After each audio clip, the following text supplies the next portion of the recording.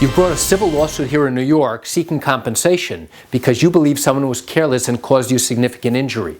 What questions will the jury have to answer when your case goes to trial? You want to know the answer? Come join me for a moment as I share with you some great information.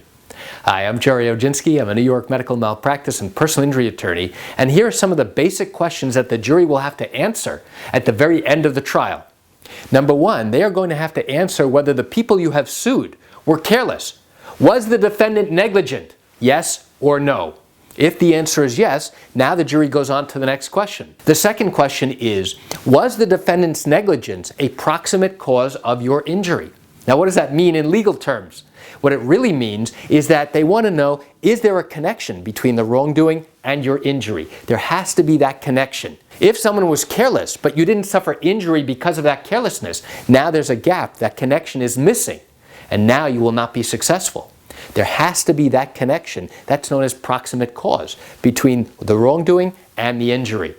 And then the next question that will be answered is, how much compensation do you give to the injured victim? And now there will be subsections of what the jury has to answer depending upon what your exact claims were. Did you have lost earnings? If so, the jury will have to decide how much compensation in lost earnings you are to receive.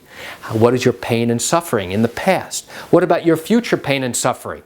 And there are many other elements of damages for the jury to consider as well. So those are the three basic types of questions you're going to see anytime you have a civil trial involving an accident matter or medical malpractice or even wrongful death. So why do I share this quick information with you? I share it with you just to give you an insight as to what happens in a civil trial here in New York. You know, I understand you're watching this video because you have questions or concerns about your own matter. Well, if your matter did happen here in New York and you haven't started a lawsuit yet because you still have questions that are unanswered, what I invite you to do is pick up the phone and call me. I can answer your questions. You know, I answer questions like yours every single day, and I'd love to talk to you.